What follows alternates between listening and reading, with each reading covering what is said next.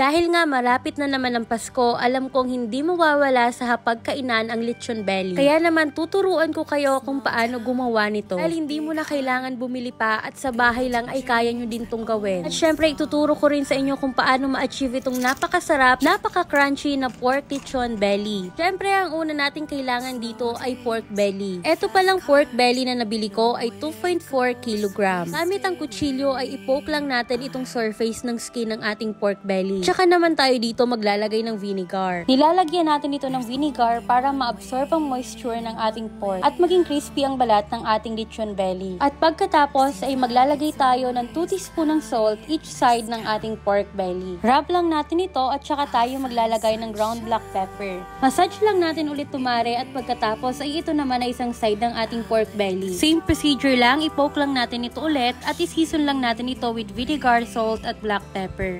To the other side of that one-stop sign, we've been scared of our whole lives. I'll find home in lonely days. Ngayon naman ay mag-a-add lang tayo dito ng minced garlic. Mas maraming garlic, mas masarap. O ayan, spread lang natin tumare at maglalagay din tayo dito ng sibuyas. Lagay na din natin dito ang tanglad o lemongrass. Syempre, maglalagay din tayo dito ng onion leeks at 2 green na sili. Next natin gagawin ay i-roll lang natin ito at tatalian ng mahigpit. Medyo maproseso nga ang part na tumare at kung first time mo nito, mas magandang meron kang kasamang gumawa nito. Sa pagtatali nga ni tumare ay inabot din ako ng almost 15 minutes. Ang gamit ko pala ditong panali ay kitchen twine para ma-secure ang meat into a log shape. Kapag natalian na natin ito, sunod naman natin gagawin ay maglalagay tayo dito ng soy sauce. I-brush lang natin ito dito sa ating pork belly hanggang sa makover ito. After natin makover ng soy sauce ang ating pork belly, ay ilalagay na natin siya dito sa ating turbo broiler. Bali, nag-preheat lang ako dito ng 2 minutes bago natin ilagay itong ating pork belly. Ngayon naman ay lulutuin lang natin ito ng 180 degrees for 3 hours.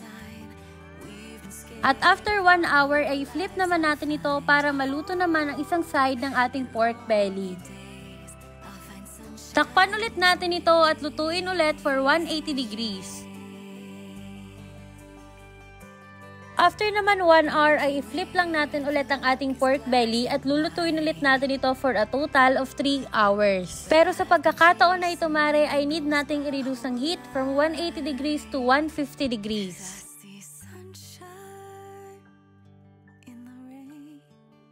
At after 3 hours mare ay luto na ang ating crispy lechon belly roll. Close up lang natin siya. O diba, kitang-kita nyo naman na super crispy ang kanyang balat. Literal, naputok-batok talaga. Napakadali lang gumawa ng recipe natin, diba?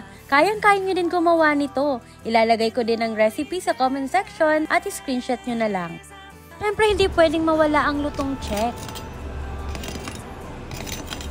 Wow! Talaga naman na super crispy itong ating pork lechon belly roll. Hihiwain ko na nga din tumare para makita nyo din kung gaano ka-tender and juicy ang kanyang meat. O diba, sino ang hindi mapapawaw sa recipe natin ngayon? Save nyo na din tong recipe na to para sa inyong Noche Buena sa darating na Pasko. Serve na natin to with your favorite sausawan. Yun lang, follow for more!